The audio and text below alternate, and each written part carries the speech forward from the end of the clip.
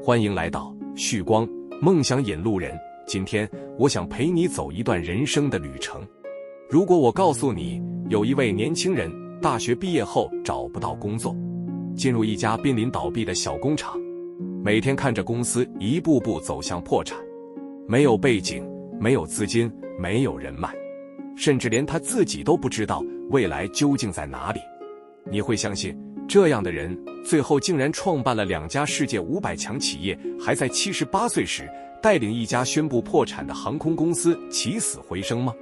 这不是电影，也不是小说，而是真实发生在日本企业家稻盛和夫身上的故事。但今天我并不想告诉你他赚了多少钱，也不想告诉你他有多成功，因为真正值得我们学习的从来不是他的财富，而是当所有人都认为人生已经没有希望时，他依然选择相信命运可以靠自己改变。1932年，日本鹿儿岛，稻盛和夫出生在一个普通家庭，那是一个充满动荡的年代。他的童年正值日本逐渐走向战争，物资短缺，生活困苦，对当时许多家庭而言都是再平常不过的日常。更大的考验很快降临。年幼时，他曾罹患肺结核。在那个年代，肺结核被视为相当危险的疾病，许多人因此失去生命。家人曾担心他可能再也无法健康长大，然而他幸运地康复了。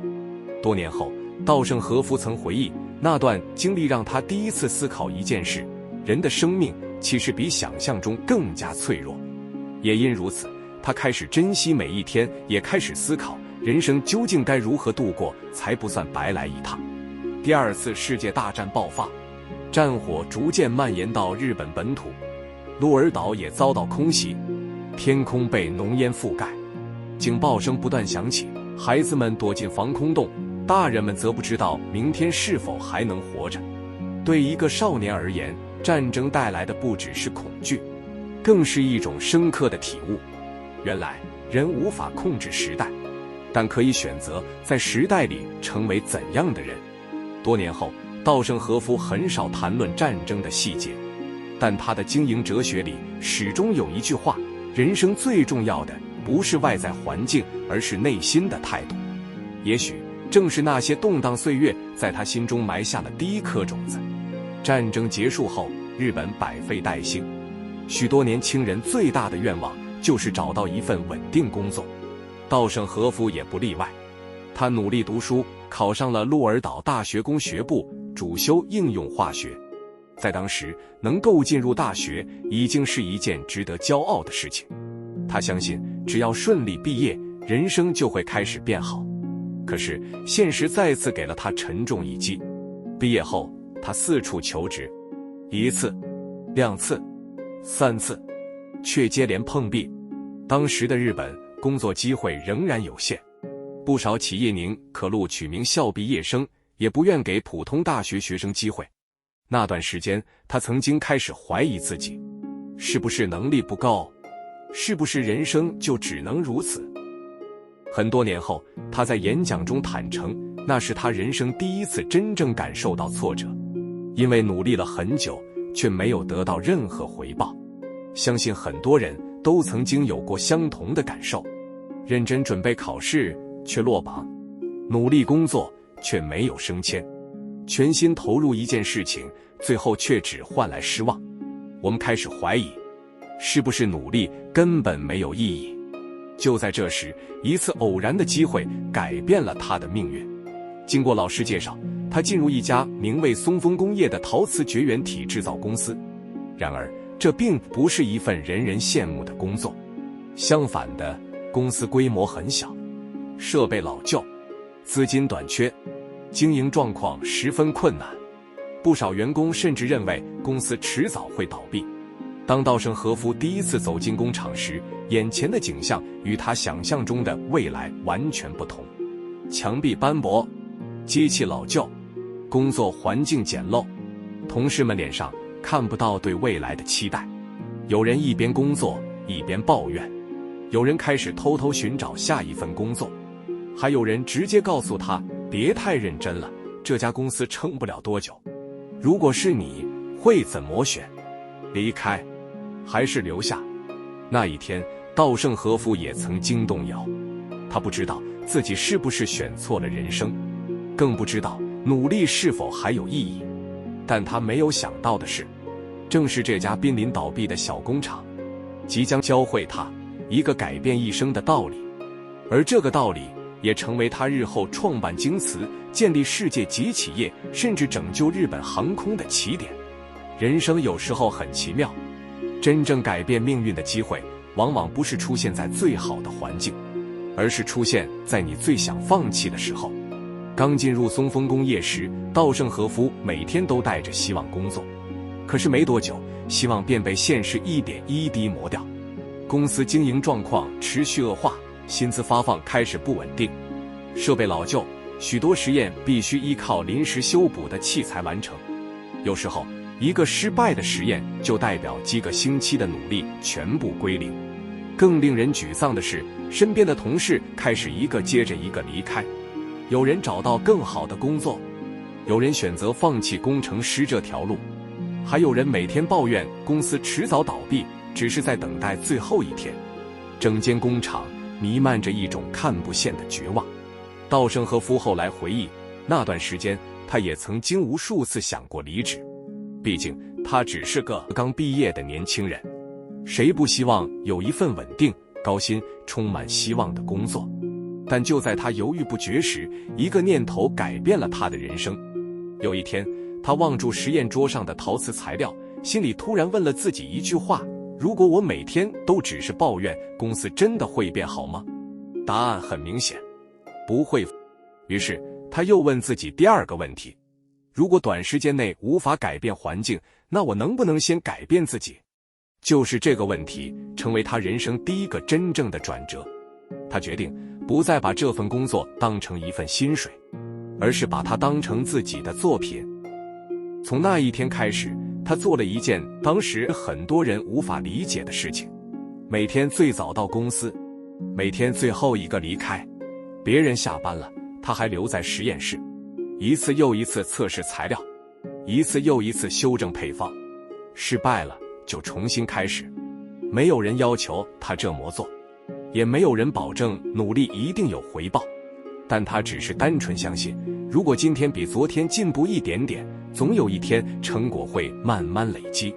多年后，稻盛和夫曾在演讲中分享，当你全心投入工作，工作也会开始回报你。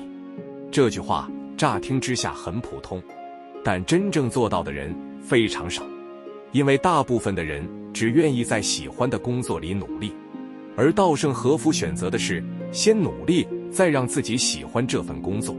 这两种顺序看似只有一句话的差别，却决定了两种完全不同的人生。很多人每天都在等待，等遇到好老板，等遇到好公司，等遇到自己真正喜欢的工作。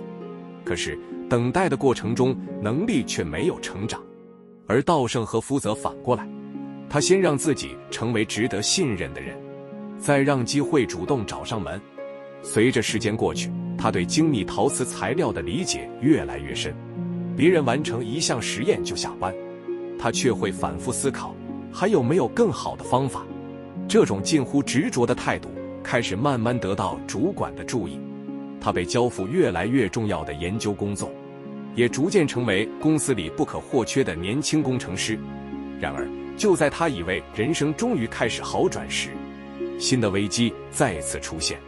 由于公司经营困难，管理层与技术团队之间开始产生严重冲突，不少决策让工程师们感到失望，有些研究成果无法推进，有些计划被迫终止。稻盛和夫开始发现，一个人的努力可以改变一项技术，却未必能改变一家公司。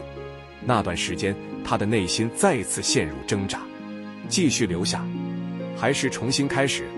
如果离开，他多年累积的研究可能全部中断；如果留下，公司未来依然充满不确定性。很多人在人生十字路口时会问，哪一条路比较容易成功？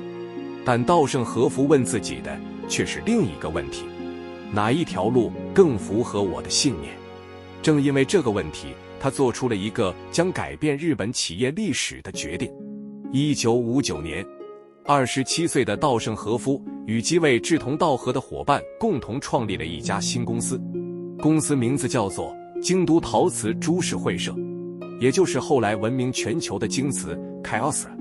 然而，今天我们知道京瓷是一家世界级企业，但当时它只是一间小公司，没有雄厚资本，没有知名品牌，甚至没有多少人相信他们能活下去。有人笑他太年轻，有人说大公司都做不到的事情，小公司怎么可能做到？还有人直接断言1年内就会倒闭。可是稻盛和夫没有急着反驳，因为他知道，真正的答案不需要用嘴巴证明，而是用时间。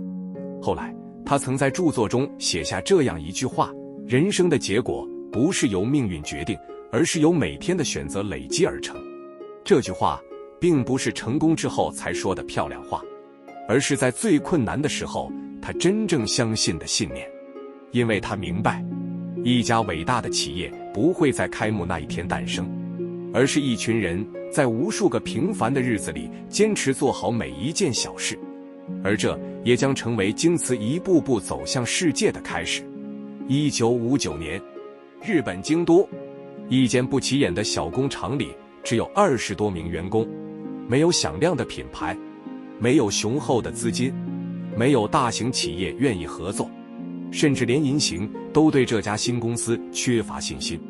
这就是京瓷创立时的起点。今天我们知道京瓷是世界知名企业，但很少人知道它差一点就没有机会走到今天。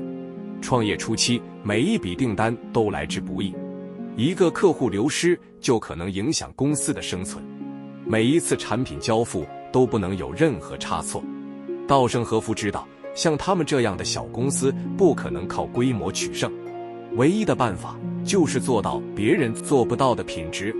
于是他每天都走进生产线，和工程师一起讨论，和技术人员一起研究，甚至亲自检查产品细节。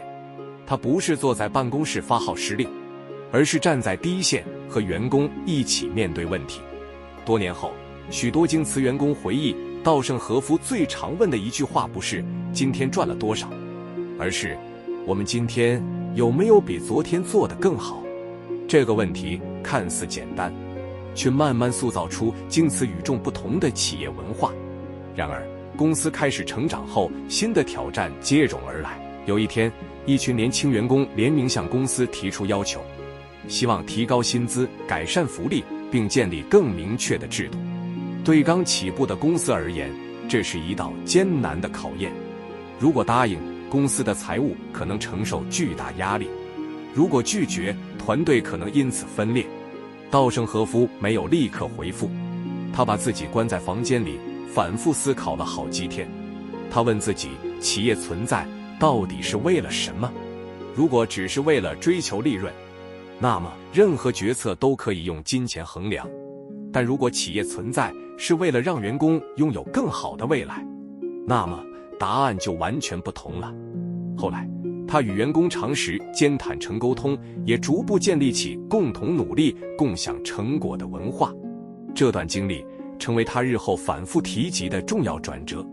他开始更加坚定自己的信念：企业不能只有获利，企业还必须对员工、对客户、对社会负责。从那之后，稻盛和夫提出了一个影响他一生的理念：敬天爱人。这4个字源自日本明治维新时期思想家与政治家留下的精神，也被稻盛和夫赋予经营上的实践意义。所谓敬天，就是遵循正确的道理，诚实、正直，不欺骗，不投机。所谓爱人，就是站在别人的角度思考，尊重员工，尊重客户，也尊重合作伙伴。今天听起来也许很平常，但在当时，日本正处于经济高速发展时期，许多企业把追求成长放在第一位，很少有人会把人的幸福视为企业经营的重要目标。不少人甚至认为企业不是慈善机构，谈理想有什么用？面对质疑，稻盛和夫没有与人争辩，他相信真正的经营理念不是靠演讲说服别人，而是靠实践证明。京瓷开始建立一套独特的文化，每一位员工都被鼓励主动思考，每一个小团队都必须对自己的成果负责。后来，稻盛和夫将这种管理方式整理成著名的阿米巴经营。所谓阿米巴，不只是管理制度，更是一种责任文化。公司被划分成许多小型经营单位，每个单位都像一间小公司，由负责人带领团队，清楚了解收入、成本与效率，并自主改善。这样的制度不只是提高效率，更重要的是让每个人都开始思考，如果我是经营者，我会怎么做？这种主人翁精神慢慢成为京瓷最重要的竞争力之一。随着时间推移，京瓷的陶瓷技术越来越受到市场肯定，订单开始增加，公司逐渐站稳脚步。但真正让人惊讶的不只是业绩，而是公司的离职率。不少企业为了扩张，不断更换员工，京瓷却培养出一群愿意长期共同成长的人。因为大家相信，自己不是在替老板工作，而是在共同打造一个值得骄傲的未来。很多年后，有人问稻盛和夫：“你的成功秘诀到底是什么？”他没有回答，因为我比别人聪明；也没有回答，因为我运气比较好。他只是平静地说：“把正确的事情用正确的方式持续做到最后。”短短一句话，却浓缩了他一生的经营哲学。真正伟大的企业不是靠一次成功建立，而是每天都做出正确的选择。真正伟大的人也不是从来没有跌倒，而是跌倒之后依然愿意站起来。就在京瓷逐渐走向成功时，一个新的挑战正悄悄出现在他的面前。日本政府即将开放新的电信市场，所有人都认为那是大型企业的战场，没有人相信一位做陶瓷的人能够改变通信产业。然而，稻盛和夫再次做出一个让所有人都感到不可思议的决定。如果故事停留在京瓷成功，稻盛和夫已经足以被称为一位成功的企业家。但真正让全世界敬佩他的，不是他创办了一家世界级企业，而是当人生已经站上巅峰时，他仍然选择接受新的挑战。因为他始终相信，人生的价值不在于拥有多少，而在于能为这个世界留下什么。1984年，日本通信市场逐步开放，当时日本的电信产业几乎由大型企业主导，一般人根本不敢挑战这样的市场。更何况稻盛和夫的专长是陶瓷，不是电信。许多人劝他放弃。有人说，做一家成功企业已经很不容易，何必再冒险？还有人直接质疑，你懂通信吗？面对外界的怀疑，他没有急着证明自己，因为他明白，真正重要的不是自己懂多少，而是能不能找到最优秀的人，一起完成共同的使命。于是他集结专业人才，创立了第二电电，也就是后来的 KDDI。 这家公司一路成长，最终成为日本主要电信企业之一。很多人说稻盛和夫很幸运，但幸运从来不是他成功的原因，真正的原因是他总是在别人看见困难时看见未来。然而，比创办两家世界级企业更令人敬佩的事情，发生在他78岁那一年。2010年，日本航空申请破产，负债超过2兆日元，这是日本战后规模最大的企业破产案之一。外界普遍认为，日本航空几乎没有翻身的可能。就在这时，日本政府邀请稻盛和夫出任董事长，负责重整日本航空。很多人都无法理解，一位年近80岁的企业家，为什么愿意接下一个几乎不可能完成的任务？更重要的是，他从来没有经营过航空公司。有人甚至公开表示，一位做陶瓷的人怎么可能救得了航空公司？但稻盛和夫没有把焦点放在自己不懂飞机，他把焦点放在人。他认为，在困难的企业本质上都是由人组成，只要人的方向正确，企业就有重新站起来的可能。接手日本航空后，他没有先谈获利，没有先谈市场占有率，第一件事情是不断与员工对话。他走进第一线，听基层员工说话，听技师分享，听地勤的想法。他希望每一位员工重新理解，日本航空存在的目的不只是飞机起降，而是安全地把每一位乘客送到目的地。当一个人重新找到工作的意义，工作的态度也会开始改变。同时，他导入自己多年实践的阿米巴经营，让各单位更清楚成本、效率与责任，提升组织的经营意识。令人惊讶的是，不到3年，日本航空就重新获利，并成功重新上市。这不只是企业重生，更成为全球企业重整的重要案例。很多人把这些成就称为奇迹，但稻盛和夫却从不这么认为。他曾反复强调，人生与工作的结果来自思维方式、热情与能力三者共同作用。他认为能力固然重要，努力也不可或缺，但如果思维方向错了，能力越强，可能离正确的方向越远。因此，他始终把正确做人放在第一位。诚实、利他、守信、谦卑，这些看似简单的价值，却成为他一生最坚固的根基。那么，身为普通人的我们，能从稻盛和夫身上学到什么？第一，不要抱怨起点。他不是出生富裕家庭，也不是一路顺遂，但他没有让环境决定人生。第二，把今天的工作做到最好。很多人希望找到理想工作后才努力，而他选择先努力，再把工作做成自己的舞台。第三，做人比做事更重要。能力可以帮助你得到机会，品格才能让你走得长久。第四，利他反而能成就自己。当你开始思考如何帮助别人，信任、人脉与机会往往会自然累积。第五，持续精进，每天进步一点点。真正改变人生的不是某一次爆发，而是10年、20年如一日的坚持。今天我也想邀请你完成一个挑战，请在今天睡觉之前问自己3个问题：我今天有没有比昨天进步一点？我今天有没有真诚地帮助一个人？如果未来10年都保持今天的态度，我会成为什么样的人？不要急着回答，把它写下来。因为人生真正的转变，往往从一个诚实面对自己的问题开始。稻盛和夫的一生，没有轰轰烈烈的英雄剧情，没有天才般的神话，有的只是一个普通人，在每一次困难来临时，都选择做正确的事。而正是这些日复一日的选择，最终造就了一位影响世界的企业家。也许我们未必会创办世界500强企业，未必会成为知名企业家，但我们都可以学会他的信念。命运不是等待而来，而是在每一个今天一步一步走出来的。